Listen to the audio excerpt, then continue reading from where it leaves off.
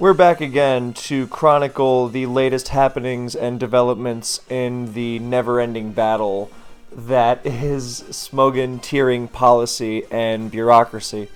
So I will link this thread that is the latest battleground, let's say, in the pinned comment so you can peruse it at your own leisure, especially because it's not only that the dimensions of OBS are not exactly conducive to even getting the entire post on the screen at once, but also that it's not very pleasant to have to try and read the screen recorded version in a YouTube video. You have to pause and then wait for me to scroll. Yeah, it's just, yeah. I do have them here, though, the posts and the thread, because I will be going over them, the relevant ones anyway. As always, there's a lot of noise and unnecessary nonsense polluting these threads. But yeah, we'll be going over this. So, quick background. In 2015, then there was the unprecedented move of freeing Excadrill and banning chlorophyll alongside Sun. And there was the complex ban of Excadrill cannot be used. Sandrush Excadrill can't be used on sand. And there was no real mechanism in place. It was pretty much just McMegan and Ojama strong-arming it into existence. And then there were other tiering issues in past gens, because there used to be the idea, oh, it's a past gen, it's solved, it's over and done with, it will never need to be tiered again.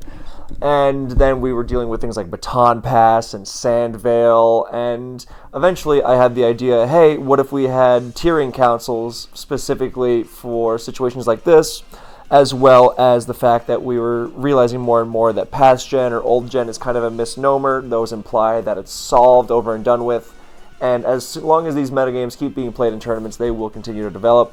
So that is how we have gotten things like Latias returning to DPP. Anyway, a couple of years ago, there was instated an old gen's tiering council above the individual tiering councils for every metagame. Because we have, RBY, GSC, Advanced, DPP, Black and White, Oris, Sun and Moon. I think there's a Sword and Shield one now. I don't know. I assume there is anyway.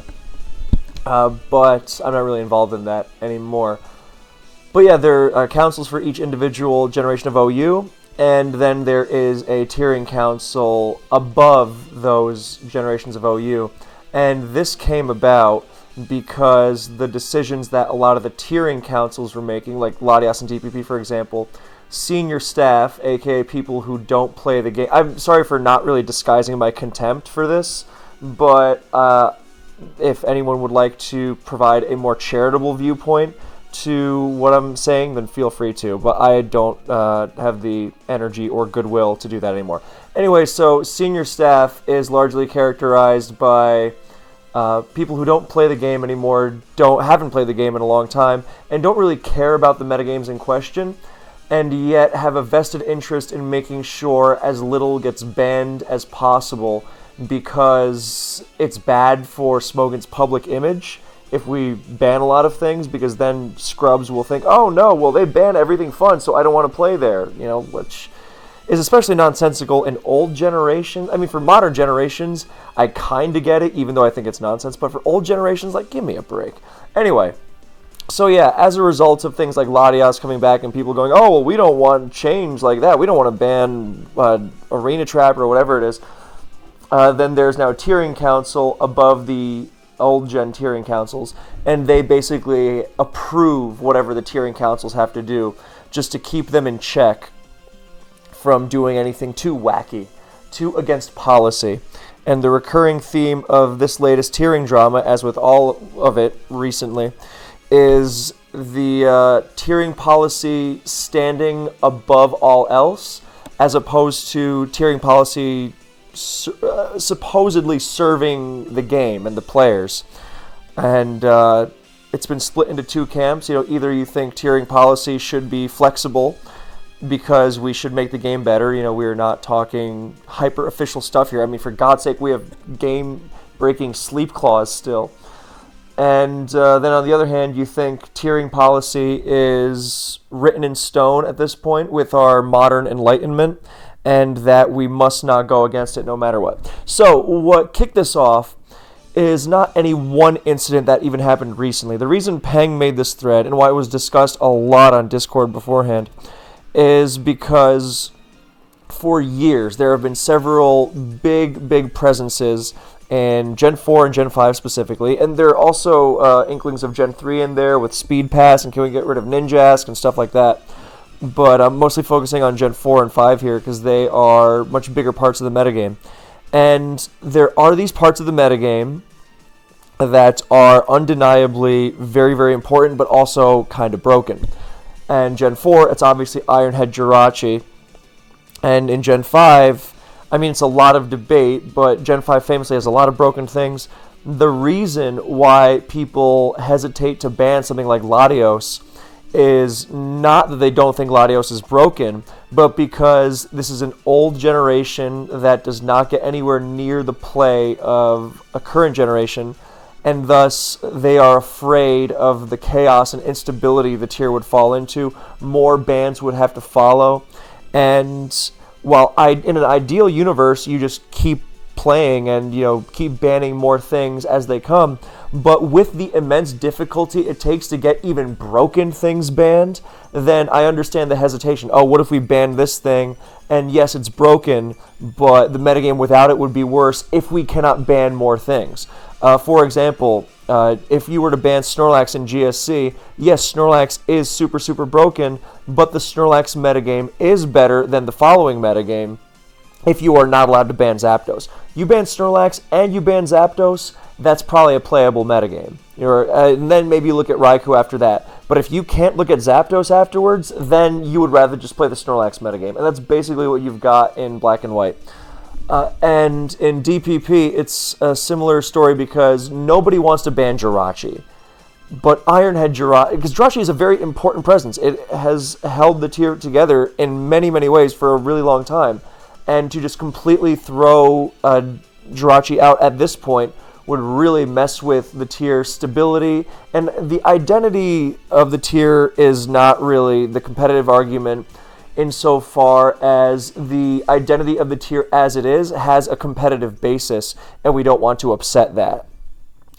Because, at least, not in the state that the metagame is, which is, as an old generation, not getting a ton of traffic, not getting a ton of play. And, relative to what you would need, the kind of wide active participation that is the reason why in current gen you can ban something that might destabilize the metagame for a little, because you are going to be looking for other destabilizing factors afterwards. Whereas in old gens, you have this, it's a lot more passive. It's, oh, well, let's wait until the next major tournament and then nothing changes. And this is why we get to the infuriating state of Black and White, where even though Black and White does have its good qualities, I will not pretend it doesn't, we are constantly having the same arguments. What ruins the tier? Drizzle, Latios, Spike, Scald, whatever. And nothing, Reuniclus, and nothing gets axed because the moves are too drastic. And yeah, so you are never going to get such enormous bans. Right now, it was pretty much decided, you know what the problem is? Spikes, Reuniclus, all that. Okay, Excadrill is an answer to that, but it's also an amazing abuser of it, and with Sandforce, it is kind of busted on its own. However, you get rid of Excadrill, and suddenly the tier is even worse against Spikes. So, what would be the best option? Well, you get rid of Sandforce on Excadrill, and then you keep this good anti-Spikes option to keep Spikes in check, which is, by the way, a lot more realistic than canning all of Excadrill and Reuniclus or Spikes. I mean, I would be very pro Reuniclus and or Spikes ban, or actually probably just Spikes ban if we're going to pick one. But getting people on board with these much more drastic changes, I don't think so. Canning an ability, on the other hand, an ability on a Pokemon, and I really don't care that it's complex because, again, that's basically the argument. It keeps, we are trying to keep the identity of the tier intact because we do not have the stability we do not have the player base to ensure the kind of active participation that would then lead to some sort of quickly regained stability. You know, if other broken things are popped up, like in a current gen, lower tier, let's say, where something rises from RU to UU, and then another Pokemon pops up as being broken in RU, that second Pokemon in RU just gets canned immediately. You know, and old generations were not going to have that kind of thing, and then you have to deal with all kinds of nonsense for way longer than you should. And you keep having these circular debates. What's ruining the tier? Why does the tier suck? Why do we have these rock, paper, scissors matchup dynamics? Why is everything so extreme? Why is everything so broken? Over and over and over and over again. And it is because nobody wants to make this drastic change, so we are just constantly left frustrated and not being able to make, or just constantly putting up with the same stupid problems over and over again. And it has been proposed to, you know, ban Ironhead on Jirachi, or ban Ironhead, or ban 20% flinch moves, 20% and higher flinch moves, whatever it takes. You know, ban Sand Force in its entirety. You know, who cares if it can't be used by Steelix or whatever else gets it? And that is not being allowed because it does not adhere to policy.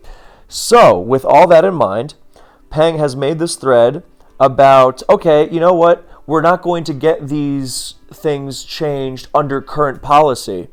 So let's address the policy, because what is clear is that the current metagame has issues, and you cannot just ban the Pokemon, because the current policy is ban the Pokemon. If something's broken, ban the Pokemon, because nobody is going to vote to ban those Pokemon.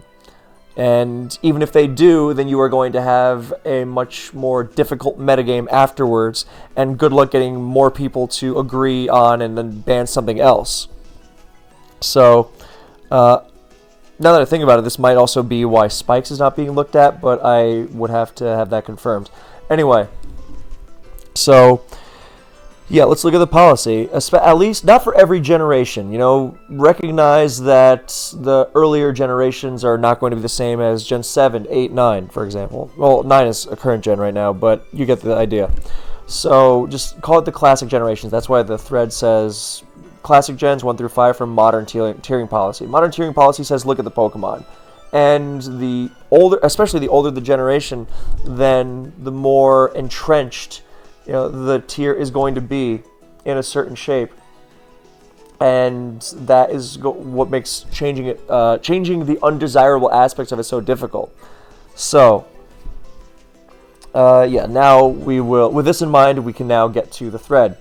So, in summation, Peng's proposal is to bring back a more flexible tiering policy for the classic gens that lets them adhere to the player base's vision of the tier, as opposed to a vision of the tier that comes from an all-encompassing tiering policy made for more modern generations. Let the player base decide on more nuanced action that is tailored to their metagame. So, there's precedent for this, of course.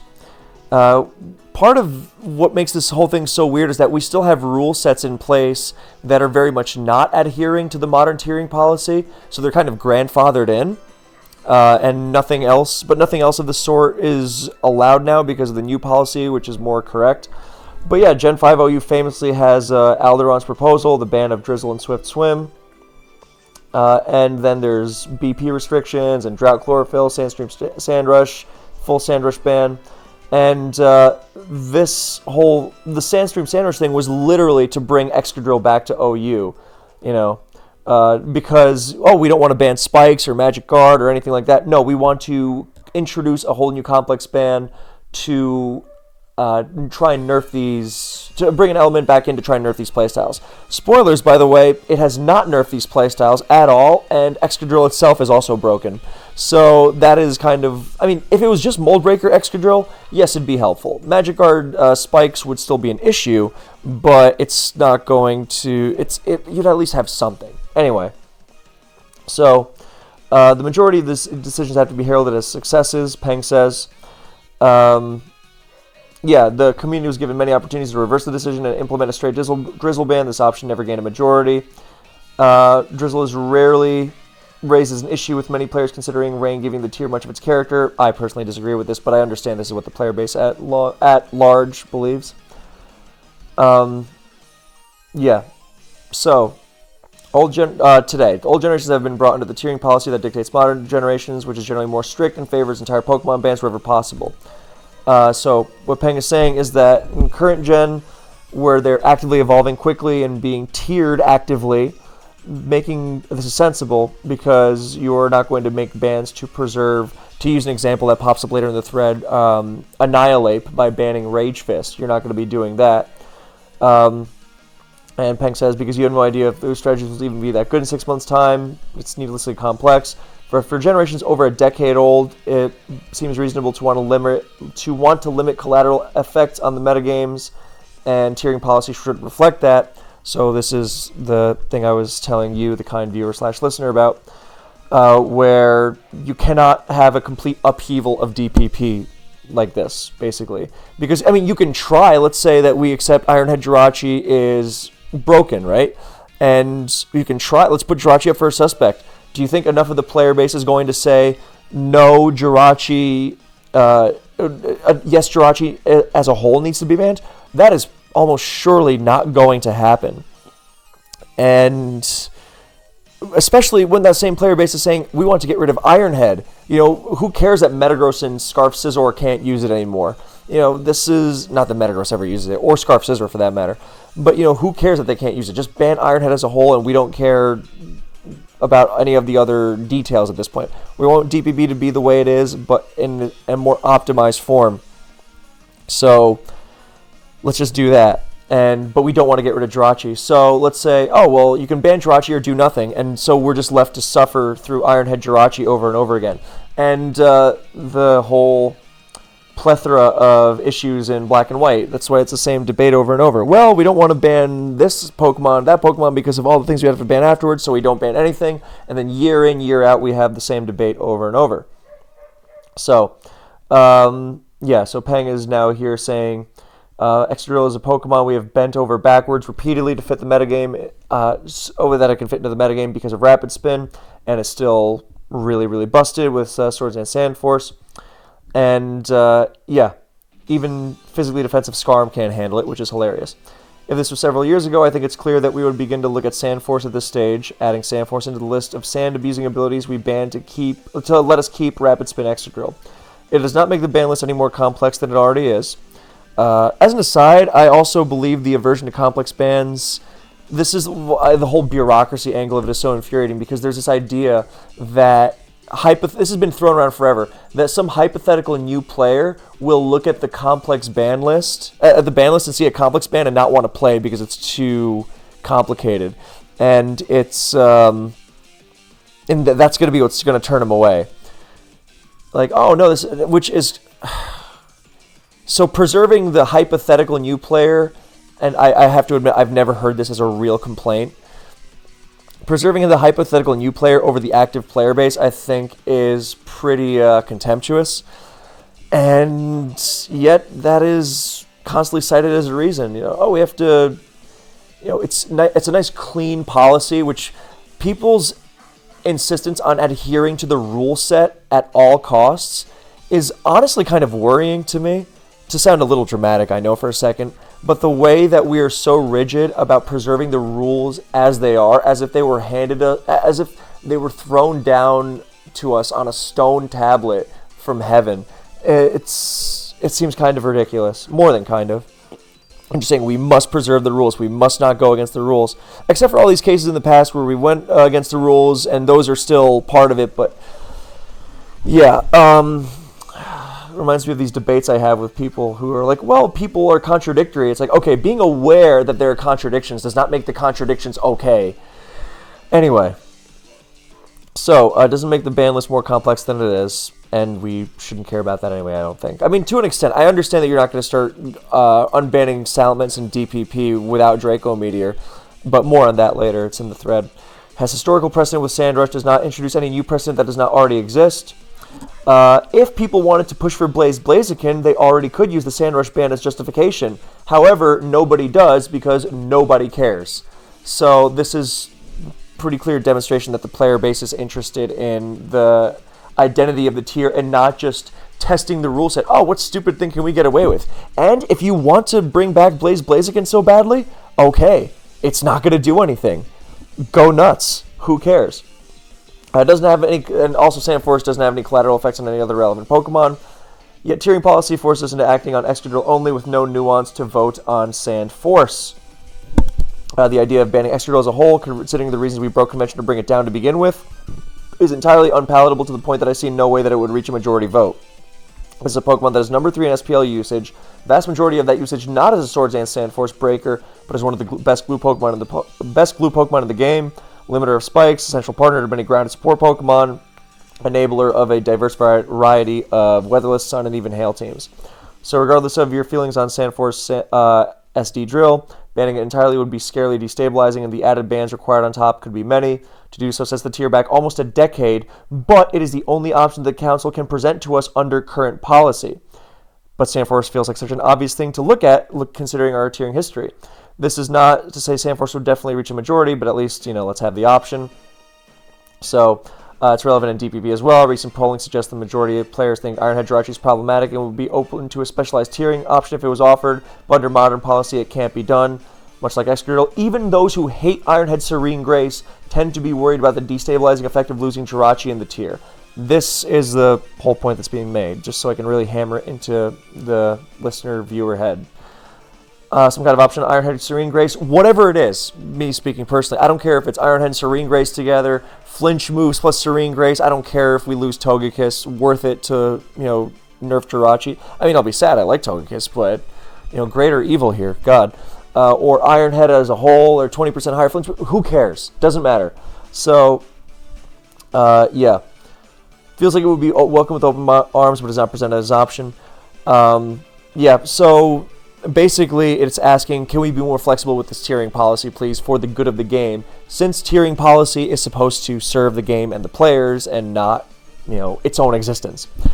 Penn goes on to say, more niche, but a similar decision was made regarding Snowcloak Frostlass. Previously falling under the banner of Snowcloak can be used only if the Pokemon has no other ability. Frostlass was OU legal alongside Abomasnow, which led to some problematic evasion strategies. Questionable, but I understand wanting to get rid of that cheese. But the only tiering action that was allowed last year was to ban Frostlass in its entirety needlessly. I'm adding in the word needlessly here because it was needless. I made a video on it. Losing a useful lead spiker, all because of complex ban of Snow Warning and Snowcloak was not allowed despite many historical precedents. Similar headaches with Speed Pass versus Ninjask, blah, blah, blah. Player base not giving the options that they want. Really, it boils down to a similar debate as like best of 3, best of 1 in team tournaments, and I promise that video is coming. But, why not let the player base do what they want? If you're... Yeah. And basically, this very, very conservative pushing of the status quo is quite worrying, I think. Yeah, in conclusion, Peng finishes the thread with the tightening of, or the original post, the tightening of tiering policy in old generations no longer serves the metagame or their communities, allows us to be more flexible. Yeah. And then the first post is, of course, some inane nonsense from someone who I'm sure is a really nice person and all, but who has no clue what's going on. Oh, if Excadrill is so bad, then just ban Excadrill. Sandforce ban is stupid, blah, blah, blah, blah, blah. The only way I can see Excadrill being kept is the bullet is finally bitten and all forms of permanent weather are banned like they should have been over a decade ago. So this is completely ignorant, useless, non-discourse. Then there's a post by eVito saying unbanning Excadrill because it killed many Pokemon's viability. I don't care about that because that is not really competitively minded. It's not about whether the game is more conducive to skill. So return to 2015 metagame, I mean, that isn't the worst idea, but also that's a lot of, yeah, I don't know about that. And Chlorophyll stuff was stupid, so no. Yeah, and then Peng responds to the first one. Just ban Excadrill, you have entirely missed the point. Excadrill and Gen 4, Jirachi, and DPP are such ingrained mons in their tiers that they are highly unlikely to ever reach a majority ban vote despite having problematic elements. And old gen suspect votes, people are always going to be thinking of the what happens if we ban X scenario, and it prevents any action on high usage glue Pokemon despite their negative traits. And you might think, oh no, tiering just tell the players no, vote on whether it's broken or not, and deal with the metagame afterwards. That's not what happens, unfortunately, because, and I mean, you can't even blame them because they know that getting even broken stuff is such a pain to get even suspected. So you get one thing broken, and then people say this all the time, just adapt, just figure it out, just settle, like no more bans. It's like, why? The metagame needs to be made better, and it is not a competitively minded thing. It is a making the ban list look minimal and pretty and symmetrical and all sorts of other nonsense. So yeah, Peng continues to say in the post, Old Gen tiering needs to accept that their player base will think this way in the voting process and give more nuanced tiering options. We had them in the past. Here's Darth Tyros talking about advanced speed pass stuff. Tiering policy doesn't allow us to add moves like Sand Attack or other moves to Evasion Clause, which is making speed pass more silly. They wanted to ban, these silly moves and Ninjask as opposed to the more legitimate versions of these strategies like Agilopass Zapdos or Salic Pass Vaporeon, which are not problematic. And then there are some replays here. So basically, speaking for the widespread belief among the actual player bases of these tiers, that the tiering council should not be able to block the councils themselves of the metagame. So like there's the overall tiering council, and then there's the advanced council, and the advanced council can only put into action what the tiering council above them allows them to. But the tiering council themselves care about the metagame. That's why they care about their metagames. That's why they're there. So, Monai here saying Old Gen player bases are interested in keeping as many elements of the tier as possible, so opening the can of worms seems like an overblown issue when very few players would be interested in dumb complex bans like free Manaphy without Tail Glow or free Lando Incarnate without Sheer Force. Both of those Pokemon would still be pretty silly, by the way, but not the point, I know. The Old Gen Council needs faith in the player base and the individual Gen Councils that they will uphold what's best for the player bases rather than be faced with problematic decisions like the Frostlass ban. So then Elodin, who is on the Black and White Council, says he finds it funny that he refers to these examples as dumb complex bans when they are literally exactly the same as the proposed bans in the original post. There's no inherent difference between them. You can run laps around Drill and argue that it is healthy for Gen 5, but if you have to ban two abilities instead of one individual Pokemon when everyone knows the Pokemon is broken, if it was allowed to run either of them, should very much be considered a dumb complex ban by these standards. I get the idea, but we are not talking an ideal version of the metagame here, or tiering process rather. So there's no inherent difference between unbanning Lando I with Sheer Force, Blazing with Speed Boost. So sure, logic behind keeping Drill and OU so flawed to begin with that a Pokemon like Sandslash now exists in weird limbo. Who cares? Magikarp cannot be used on the same team as Politoed. Is that a real problem? This is again like just focusing on the pretty little details of tiering policy as opposed to should be avoided if we have to. Decisions of your that adopted said policies are hailed as a success is also completely incorrect because they stem from a false premise on how tiering should be done / optimized, and are the reason we're in this position to begin with. If we want to properly tackle the issues with current gens or old gens alike, we should do so with a proper understanding of how tiering should be done to begin with. Well, this feels very tone deaf to me, considering it overlooks the practical reasons why this is not done, i.e. you can't get rid of Excadrill because people aren't going to want to get rid of Excadrill because the metagame afterwards will be chaotic. It's not a current gen where Exca will be followed by whatever other broken thing, like Reuniclus would be the first thing on most people's mind.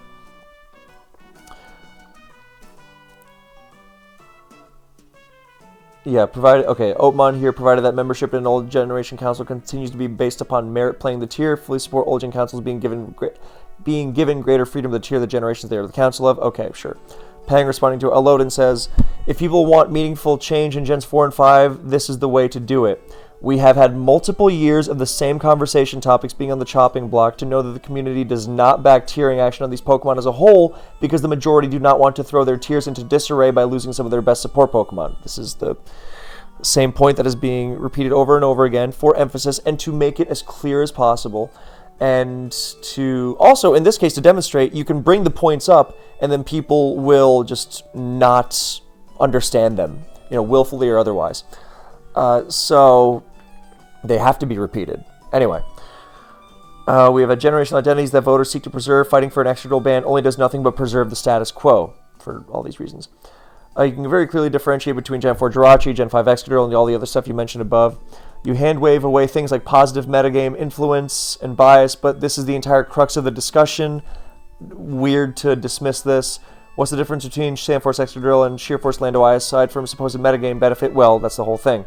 That is the whole basis of which these decisions are voted on. It's not brokenness. It's about, does this add for the metagame? Add to the metagame. Think GSC Snorlax keeping a bunch of things from getting banned, if you need that example again. So, introducing an element of, can you argue this benefits the metagame into our suspect selection seems like a fine thing. And that's how you can delineate it. So it can become a more concrete version of tiering policy. Argue for this. So if you wanted to unban Blaziken, argue that Blaziken makes the game better. So, or that it sucks so much that no one's going to use it and it doesn't make a difference, I guess. And if you really want to minimize that ban list, then sure. But that one I care less about. It's more about, does this add to the metagame? Tail Glow plus Mana Fiend ban does not have a predictable metagame benefit, let alone would it get 60% majority by a player base that infamously cannot ban Latios or Cloyster. Now, Cloyster has been banned, so this is a little outdated, but, Latios too, for God's sake. Stupid ideas would be shot down so quickly. The suspect selection seems like a fine thing because this voting system self-selects the good ideas from the bad ones. And especially since considering the precedent to allow these votes to happen has been around for 8 years and nobody has brought up Manaphy, Blaziken, or Lando Eye. And if they did somehow get a vote and hit a supermajority, then, I guess you accept it. This feels like, what this reminds me of, me personally? This reminds me of whenever, this has been used for a long time. This used to be used in current gen, in Gen 6, it was horrible. People in charge would say, what's your proof that the metagame would be better without this supposedly broken element? It's like, there's never proof. That's the whole point of suspect tests. You can always undo a suspect test. And it was just this lazy way of conserving the status quo. And the reasons why you want to preserve the status quo above all else, you enjoy the tier, you're afraid of change, power tripping, whatever you want to call it. Some of those are more valid than others, obviously. And sometimes the issue just isn't there. People used to want Breloom banned in DPP, for example. That never really took off. So I understand the need for some sort of basis to fall back on and not just have every flavor of the month, quote-unquote, broken thing getting axed or put up to be axed. But that's not really what's happening. There was never a serious push for a Breloom suspect test in DPP, So, yeah. You can also aim to add, if these people see a genius metagame improvement that I don't, that 60% of qualified people want to something, they tend to be right, no matter how stupid it looks to the minority. I understand this line of thinking. I can more or less agree with it. We can also aim to write new rulings, such as one or a combination of the following. Action that breaks tiering policy must hit a higher supermajority in suspect test than a normal vote. Set this absurdly high, who cares? But the way things right now, even 100% support behind an Ironhead ban in DPP would be insufficient to make it actually happen, which is just fundamentally wrong, which this I agree with, because the entire player base can scream for something, and it's just like, well, no, we said the tiering policy is like this, and this doesn't go with the tiering policy.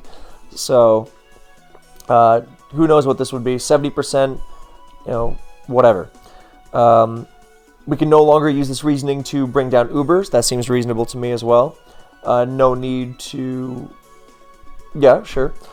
All Pokemon effective collaterally must be below a certain usage threshold. So you can lose Sandforce, Dugtrio to nerf Excadrill, for example. Limit the number of types of band that a generation can have.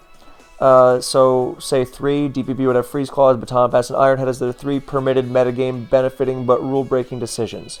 If a situation ever comes up where they want a 4th, already unlikely, then they have to axe one of the above, with the argument being that the ban list becomes too complex. For Gen 5, you can say Weather, Boosting Ability, Baton Pass, and Sand abilities as are 3. Most old gens already have 2 of these. I haven't thought about this one as much. I will leave that to you to decide. Against these proposal, the reason we have these tiering standards is to ensure we have a simple, logical, and sensible rule set, and we're supposed to throw those... Yeah, Well, this is getting sociological, and people always know what to do with something that doesn't make sense when you look at the world right now, never mind throughout history. I understand, like, on one hand, I have been, like, very pro Gen 5 OU dictator before. On the other hand, I don't know, it's because we are not talking about the same thing. We're not talking about, uneducated idiots being able to decide things. by the very nature of the voting system, you can make the voting requirements more stringent if you want. Just people who are playing at the high level in tournaments, and yeah, some people still aren't going to be at a certain level, but how much tighter can you really make the restrictions? This is a much smaller, much more selected pool of qualified voters, so it is not as directly comparable, I don't think. So yeah, this also feels like another post. I mean, I'm starting to lose it. I had an overnight shift and I did not sleep very well. But yeah, just reading through this post again is just more. I mean, I understand that I'm more than a little biased here in really disliking people's desire to argue policy for its own sake. But this is, again, another case of players who don't play the metagames in question going, well, actually, but the tiering policy, though. They're sometimes referred to as tiering policy mains. There are some posters who are very famous because rather than play a certain generation of OU or generations of OU, their primary metagame is posting in policy review threads about the tiering policy of generations they don't play. So I understand that debate is like a fun hobby for some people, but participating in the generation at hand should be just a little bit of a prerequisite, I think, anyway. Yeah. So ABR here, he's saying we should pick either old gens should have loose rules so we can be somewhat looser with them going forward, or number 2, older gens should be held to modern tiering standards. And what he dislikes is simultaneously letting past quote-unquote errors, i.e. drizzle swim or the complex bans around Excadrill and such. You can't let those remain in effect and say these rules cannot be replicated today, which I definitely understand. Leads to philosophical fence-sitting, which causes confusion in threads like this. Excuse me. I understand the merits of both, but we should seriously choose a side. Yeah. And here's Darth Tyros posting about, while he doesn't necessarily disagree with Ortheor's post, current tiering policy is not so flawless that it has to be adhered to at all costs. So there are more in the advanced player base that are dissatisfied with tiering policy than not. And Frostlass situation in DPP. Yeah. So I will not get into the whole advanced speed pass thing now, but yeah. Yeah, and now here's legitimate username, who again I'm sure is a really nice person and all, but is has a history of posting again about game gens they do not play. Clean, intuitive rule set clarity actually matters for accessibility. Yeah, I hate this. I hate this so much. This is the whole, if we have a complex ban on baton pass, like if you can only dry pass in Gen 4 or Gen 5, then, or pass subs, whatever, then that'll be too complicated for newer players. Who cares? If someone is going to be so turned off by such a minor rule set, then they're just going to be turned off by something else either. And I think such a player would be way more turned off by not being able to figure out the mechanics of the game, or something, which is actually much more complicated. What do you mean? Or if I break a Pokemon sub with U-turn and then switch to an Intimidator in Gen 4, then Intimidate doesn't go off. What is that all about? Yeah, that's a real mechanic. How would you ever know that until you get thrown into the fire in the game? Oh, this is too confusing. But how complex is it? Oh, you cannot use this in conjunction with this because that's unfair. I understand the slippery slope argument, but we're not talking slippery slope applied to everything in the game. We are talking generations that have been around for a long, long time and are molded in a certain shape and do not have the capacity to be, to have that thread unraveled too fully. And I won't repeat myself anymore. Yeah, and then there's an interesting point here where he says, at that point, people in Discord server had to explain to me the entire history about Excadrill Rain, how things turned out the way they were. Which, I understand that these old complex bans, they were silly. And I wish we could have done it a different way, but that's the whole point. If we were going back to current gen standards, we would be looking at Rain as a whole, not this whole drizzle swim stuff. And but we don't do that. We try to make the best of the metagame we have. Because unless we, basically we cannot go all out in terms of tier this like a current gen, so we have to be more pragmatic about it. And the only way, and this whole like level of pragmatism, it does not go hand in hand with the tiering policy of just ban Pokemon, no, nothing else, because then that worsens the metagame. So if you want to get around this, then you have to tier it like a current generation, just repeated suspect tests and throwing out things. You cannot maintain this tier identity and you cannot try to maintain a tier identity and insist on a Pokemon-only banning system and have the metagame be balanced. Because of the errors of the past, that does not gel together. So hopefully that distills the whole idea, the whole problem that's here. Maintain the status quo, misguided ideal. Yeah, more. Okay, this is maintaining the status quo identity. It's a misguided ideal to chase after. Personally, I don't even disagree with this. I say that's not a competitive idea, sure, but it's not about maintaining the status quo because, I remember this tier fondly. It's more about the lack of stability that would follow if you made more drastic changes, which I've already said a million times.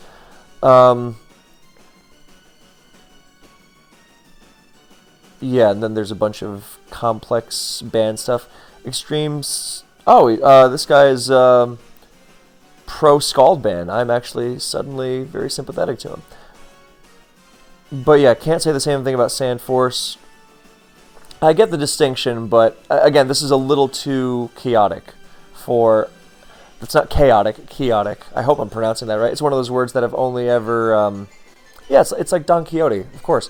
It's a little too chaotic, as in too idealistic, considering, the practical effects of it. And it's easy to be idealistic if you're not playing the tier. Or involved in the tier, I should say. It's like that first post and said, dude, just ban Excadrill, man. Real hippie style stuff. Anyway, this post is really, really long. Okay, here's Bad Dummy making a post saying... There's no slippery slope that says Groudon is allowed, but it must be level 80 and holding a Pokeball, which is good. The reason for this is that proposed bans that are causing such controversy are not actually complex bans. The ability Sandforce is banned is no more complex than the ability Moody is banned. The move Iron Head is banned is no more complex than the move Sheer Cold is banned. That's the judgment the reader has made concerning the ban, is not inherent to the actual wording itself. So yes, I 100% agree with this.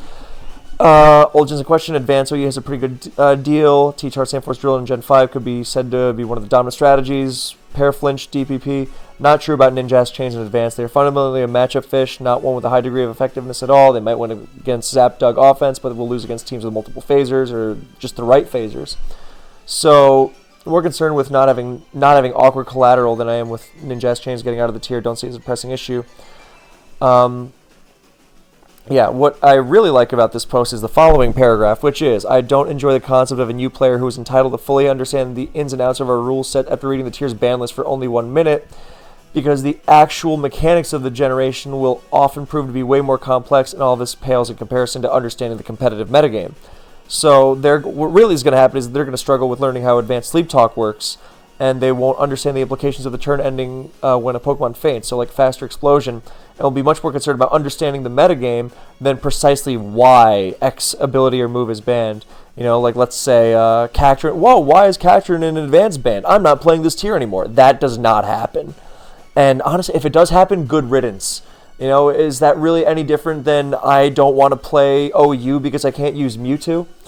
It's such silly picking and choosing, and I am not a fan. Anyway, so Bad Dummy continues to say, I have seen many people confused about why the opponent's camera suddenly moved first, which is Quick Claw without an activation message in Gen 3, and nobody outside of PR threads is confused about our clauses surrounding Baton Pass. Keeping the rule sets relatively simple should certainly be a concern, but the respective councils of each old gen should not be so hamstrung so that a new player can spend time in the 1300s on ladder and only be 1% less confused. So we have a good understanding of old gen metagames, and maintaining tiers that are expressive of skill and are enjoyable to play should be of paramount importance, rather than somebody who's playing their first game of the tier being able to instantly understand every single clause in place. I mean, they're pretty easy to pick up anyway, even the complex ones, my god. I mean, nobody ever, came into Gen 5 OU when it was current was like, what do you mean I can't use Swift Swim and Drizzle? If they did, it was like, yeah, you can't use Swift Swim and Drizzle together because Kingdra and Kabutops is too much, but Rain as a whole is more okay. Oh, okay. and the end. What do you mean I can't use Magikarp and Politoed on the same team? That's one of those things, the whole Magikarp Politoed thing is one of those things that sounds cool. Oh man, this clause is so messed up. Magikarp and Politoed is like, is that really what's important here? Anyway, so it shouldn't result in entire paragraphs of entirely complex restrictions, but tiering councils are currently having their hands tied to a far greater degree than is necessary. So the legitimate username, who I want to like because of the anti-Scald sentiment, but making it really hard with this insane condescension of, I didn't think I'd have to make another identical post repeating exactly what I just wrote prior, which is also ironic given that that's exactly what's happening on the side of let's fix this tiering policy thing. But anyway, Moody is blatantly overpowered, Sandforce is not. Sheerholt is inherently uncompetitive, Ironhead is not. Okay, I get that. Literally that simple. Yes, it's idealistic is the thing. Yeah. Tiering parts of Pokemon over the actual Pokemon themselves is a horrible approach that should never be on the table. And then Chimp responds by saying, this is actually pretty funny, every draft league ever, whether run by the sweatiest of YouTube sweats imaginable. Suddenly I feel very good for not ever having played draft. That felt way too specific. Or by a group of college day drinkers. Well, I don't drink, so I don't feel targeted by that either, thank God. And I'm not in college anymore.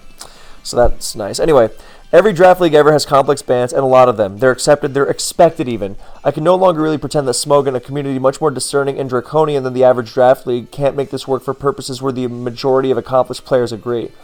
If the purpose of our rule sets is for anything but achieving the maximum competitiveness in high-level tournaments, then what are we really doing? So again, I agree with this post because it's saying, are we making the rules so that we can have rules to adhere to at all costs, or trying to make the game better? Yeah, Stories responds with the issue with this is the slippery slope. Once we allow ourselves to separate variables from a whole, we can really justify any combination. Scarlet and Violet, Ursaluna Blood Moon, but Blood Moon is banned, or Greninja with Protein banned, so on. You can get mundane as you want. You don't really trust every council to make such subjective... Ooh, now this is interesting, though, when they say they don't really trust every council to make subjective decisions when they can barely be held to the standards of our pre-existing objective tiering standards. Well, the pre-existing tiering standards were flawed, is the thing, which is why they're being questioned. And I always do think it's funny when players say, oh, I don't trust the council. But the players who tend to say that are also a lot less qualified. Like, I remember there were, when Sandvale and BP were issues in DPP, there were some players who had no business saying anything about DPP were saying, I don't trust the DPP council to make this decision. It's like, who are you to say a thing about this? Not to say that it's not potentially a valid complaint and all, but the councils do not have histories of making outrageous bans, so this just feels plucked out of thin air. And what Peng is saying, if you're still posting about just ban Excadrill or ban Recover on Mewtwo, you do not understand the proposal. They're legit counter arguments, but these two arguments just prove you don't understand what we're talking about. Yeah, Oglemmy, who was around for a lot of these firsthand, these tiering actions, to say they have been flexible is revisionist at best and straight up wrong at worst. And our tiering policy has always been extremely rigid, and every complex example that's happened over the past 20 years, which are few and far between when examined with that in mind, has been fraught with resistance and met with disdain. I don't want to get into semantics, but to say that Alderon's proposal was a flexible decision to save certain aspects of the metagame is missing a lot of context. Good lord. Okay. I don't actually have a problem with revisiting metagames and making changes that are needed. In fact, I believe this proposal should instead be advocating for the absolution of the generational freeze and instead propose that all past gens continue to receive active tiering decisions as they're needed. Yeah, okay. The issues of dead player bases would need to be addressed, but so long as past gens continue to affect our major tournaments, they should be receiving continued support to address problematic elements as they arise. I agree. More solid bans should be preferred over piecemeal, especially if this role were taken. I mean, this is missing the point. But okay, I can get there. So then Bad Dummy understands the point legitimate username made, and despite the need to make another identical post, how could they not understand? But it isn't a complex ban. The wording of the ban is that of a simple one. Complex meaning it's X plus Y as opposed to just X banned. Sandforce plus Excadrill, that's a complex ban. Sandforce as a whole is not a complex ban. but Sandforce is not inherently the broken thing, which is the thing that's getting lost in translation here. But we've agreed that moves and abilities can be banned, and now we're arguing over which ones are the chopping block.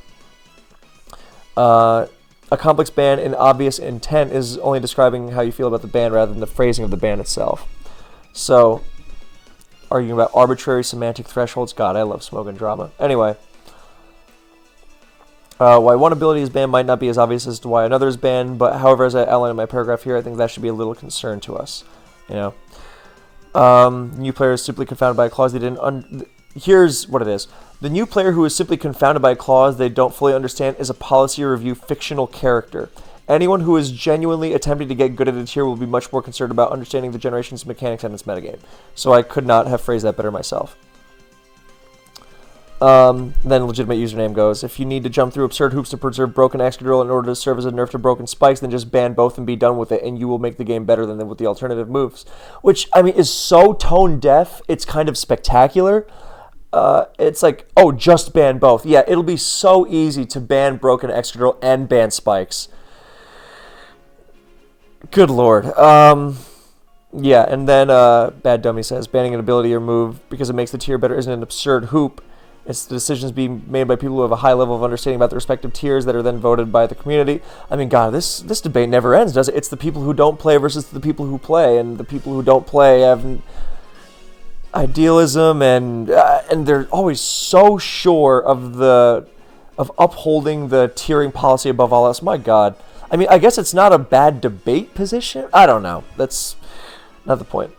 No wildly unpopular decision is going to pass. On the contrary, any decision made will have overwhelming community backing, you know, which is a very good point that by definition of this proposal, nothing that isn't widely supported can happen. That's the whole point. You know, it's only the stuff that the player base wants. That's how it happens to begin with. Anyway, yeah, given that the default state of Pokemon is utter chaos, it makes sense that we would have to implement some unintuitive bans in order to try to make the game as competitive as we can.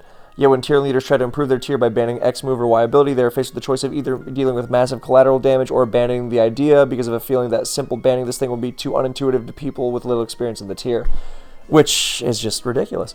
We're having to use a sledgehammer instead of a scalpel because we're in denial about the consequences of trying to turn a game marketed for 10-year-old children into a competitive playing experience. So legitimate username is now saying, oh, this is an inherent philosophical difference that can't objectively be argued against. So what's the point of making it then if we're not talking about the practicality of the... Oh my God.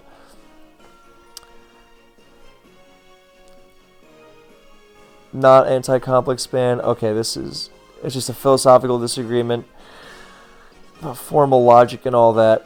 Oh my God. Well, here's the thing. Smogon policy was not born in its final state out of a rock. It was invented for actual problem-solving purposes and exists the way it does for actual practical reasons, which makes this whole point of view so stupefying. Historical precedent about tiering. This is going in circles. Okay, so Peng now, I think the extra discussion is becoming too much of a distraction. It's the least compelling of the examples compared to Rachi or Frostlass. And now he's just talking about Excadrill and spikes and just ban spikes. Please stop oversimplifying how this works. If you honestly believe it is easy to get a 60% majority on stuff like this, then I don't know what to tell you. It's an entry hazard that has existed since like 2001. A spike spin is an even more destabilizing action in the tier that goes far beyond Excadrill, and while it could have positive outcomes and is being discussed, the idea that you can quote-unquote just do this is just incredibly ignorant. And it's oversimplifying how easy it is to take action in these old gens. What may seem obvious to you has a decade of additional context that prevent people from quote-unquote just doing these things. It's not making these proposals for fun, doing so because the other options to tackle the issue are often incredibly excessive ways to solve it, huge amounts of collateral, forever change their metagames without none of us knowing if it would be for the better. And the unspoken part is, and we don't know if we will be given the option of fixing it afterwards, considering how many hoops you have to jump through to, I mean, you don't want to talk about hoops. The hoops to get actual positive changes pushed through is insane. I mean, getting freeze clause in GSC back was absurd. For oldness, people are always going to be conservative. But where was I? Yeah. The extent is that many players in the community have said they would never vote ban for these Pokemon as a whole. Some of these other points are good, but they cannot talk in terms like just ban Excadrill or just ban spikes. Ideologically, fine. Realistic? No, not at all. this is why the proposal is being presented in the first place. Yeah, and then this last part that I really like, I will also point out that a lot of people's posts are kind of, we can't do this because here's the policy document, as it says it's not the way we do things. And yeah, that's why this is a thread proposing changes to that policy document, which has changed several times over the years. And there's no actual reason we cannot change it again if there was support. And this is a fan game that we make the rules for, so these are the rules, is not much of a counter argument. It's stupefying, genuinely. And yet, here we are. Yeah, so Monai here is talking about Snow Cloak and Snow Warning being common sense to preserve a tangible part of the metagame. Council should be allowed this flexibility since old gens have a very clear and cohesive identity, and that is a large part of their appeal. And I would argue it's not just about the aesthetics, but the competitive stability of the tier as well. Frostless example is less extreme, obviously. The metagame's health does not hinge on Frostless, but we're talking more Rachi, Exca stuff. Yeah, current gens are still very much developing, don't need to preserve this kind of thing, especially because they're actively to preserve their core player base, first of all, and that is a point Peng makes that I often overlook. You know, you make too many drastic changes to black and white, and a lot of players will just walk out and goodbye. You know, I don't want to be bothered with this anymore, so that's something else to consider. And there are people who will always play current gen just because it's current gen, and it's also being tiered actively. So now, legitimate username, once again, great username, by the way. Oversimplifying the process of gathering administrative support, spikes, potential path forward. I mean, people have mentioned this path forward before. That's not the...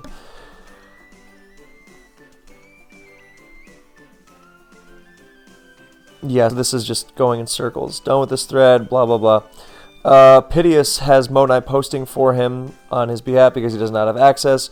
It's stupid for old gen tiering to have their hands tied by current gen standards. The stability of the metagame / lower level of play. I hope he doesn't mean lower level as in lower skill level, but whatever. Even if he does, maybe he does, I don't know. But I would contest that. I understand it's played by more people, but that's neither here nor there, actually. It's appropriate to have case-by-case tiering as needed to keep the tier identity while trimming undesirable elements. Crystal had a discussion with Jirachi here, posted from the Discord. Not new. I just said the Discord, God. This is not new, it's just the mixed Cloister thing, cheesy restriction. Back in January, I didn't want to vote ban on both Cloy and Volk since I felt both going would be dumb. Went over this in the Cloister video.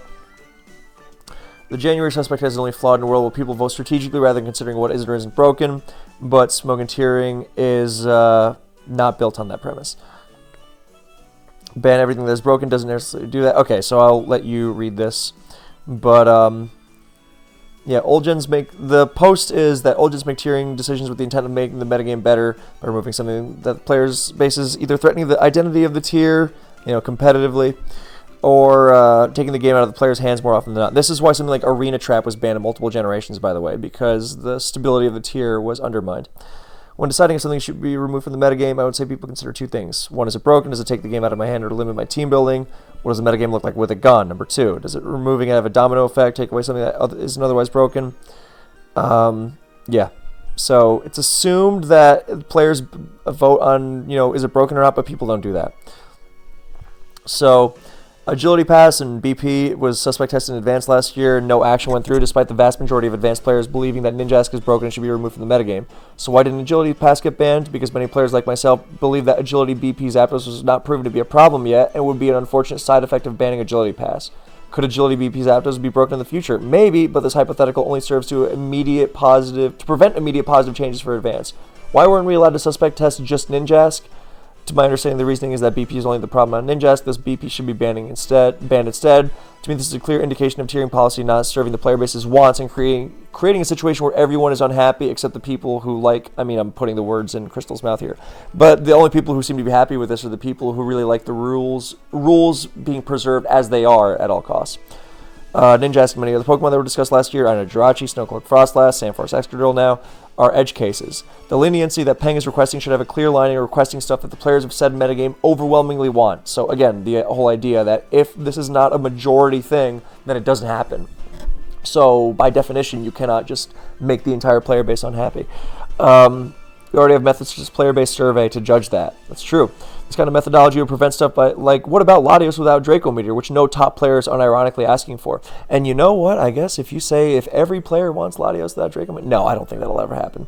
I think just axing Latios is much more, because I'm going off in my head about a whole list of bans that might happen post Latios, but not the point. Anyway.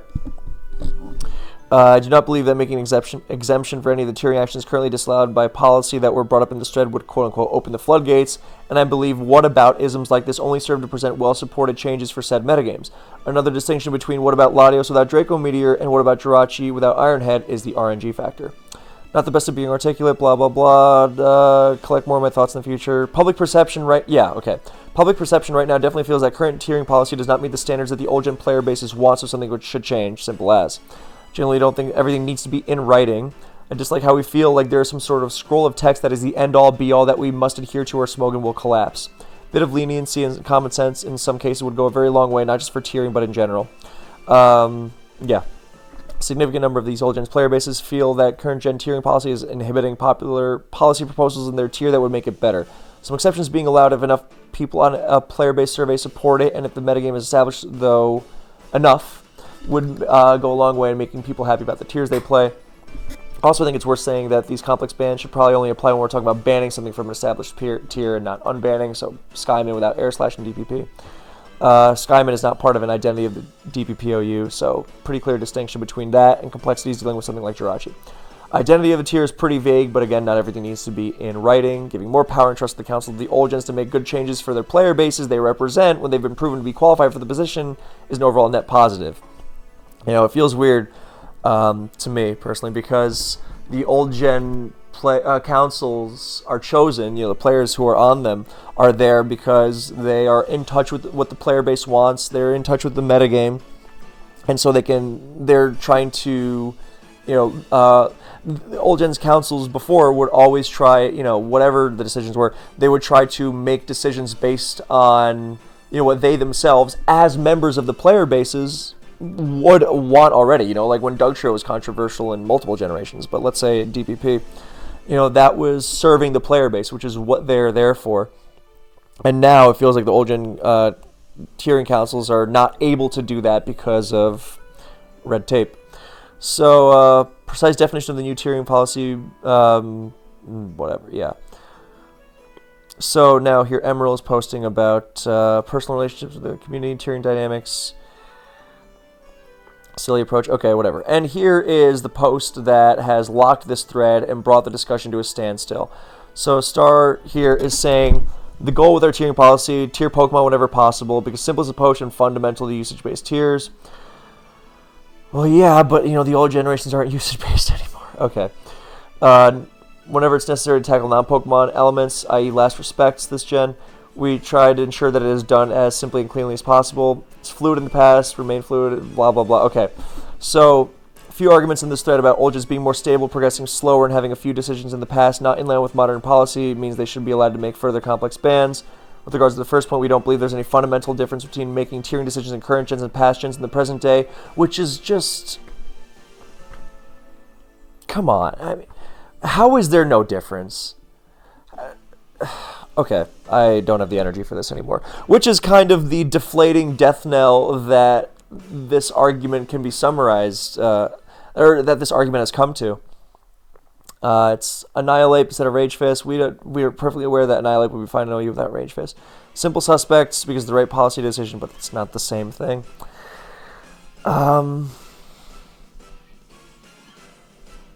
The only reason tiering decisions happen in any tier, current or old, is because people are actively playing and advancing the state of the metagame, and any tiering decisions we make today should be held to the same standard. But it's not the same level of player base is the thing. Or number of player base, anyway. Regarding the fact we have decisions not in line with policy in the past, that's obviously true, but they're infrequent and in exceptional circumstances. The primary example that's been brought up repeatedly in this thread is the handling of weather abilities in black and white.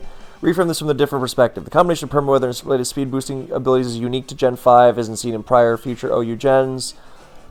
Tiering decisions at the time looked at complex ways to handle this identity of weather wars, much in the way we looked at complex ways to terror sterilization at the beginning of Scarlet and Violet OU. This resulted in Drizzle Swim, Chlora Drought being complex banned. Sand Rush was initially complex banned. Obviously, Messi, if we were to revisit this data, we would likely just ban them entirely.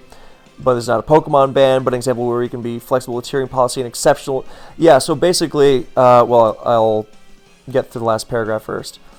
Nintendo uses flexibility never as a way to preserve a specific Pokemon, but rather as a consideration when tiering broader elements that truly define a tier. There's also limits to that flexibility. We should never use it as a gateway to continually apply complex bans rather than fundamentally trying to tier Pokemon. Regarding points in the thread about picking a side, we certainly choose to correct the errors in past gen tiering decisions whenever possible. However, we don't make tiers to changes by fiat, and any decision ultimately needs a vote of some kind, which may or may not have support, given that players are used to playing the metagame as it is. Black and White Council has discussed going back and simply banning swim, chlorophyll as a whole, but doubt we'd get votes for a simpler baton pass in advance. General guiding principle for cases where we explore possible changes to these past inconsistent decisions, we will always aim to bring them more in line with current policy and simplify the rule set. This is bound to happen on a case-by-case basis, though, and when issues come up, it may lead to more discussions like these, but we think that's preferable to the alternatives of blanket overriding old decisions or using them as excuses to continue to make more inconsistent ones. To summarize, we don't plan to separate old gens and tiering policy. Like mentioned above, we are willing to be flexible in exceptional circumstances, as we always have been, but we fundamentally believe that all tiering decisions in the modern day should be held to the same standard. And yeah, people are not happy about this because this argument is basically, here's how the tiering policy works, which we know, which is why it's being asked to be revised, saying that old gens and more current gens are not fundamentally different, which seems very wrong to me. And then saying we reserve the right for exceptional circumstances, and that is to be left to the whim of the people in charge. And as has been the case with Smogon bureaucracy for a very long time, there's no real way to get past this even when the decision is not serving the player base. It's just, I don't know, and people are very unhappy about this and very deflated. And yeah, and if you're wondering, oh, why are we still dealing with Iron Hajirachi and the mess that is Gen 5 and whatever other thing, then there is your answer, I guess. So that's it for me because my voice is getting really, really hoarse. So yeah, I hope that's clear. I will leave everything in the comments, or just this thread in the comments, and feel free to ask if you have any questions. Thank you so much for watching / listening. I hope you enjoyed. Feel free to leave your opinion in the comments, and I'll see you in the next one.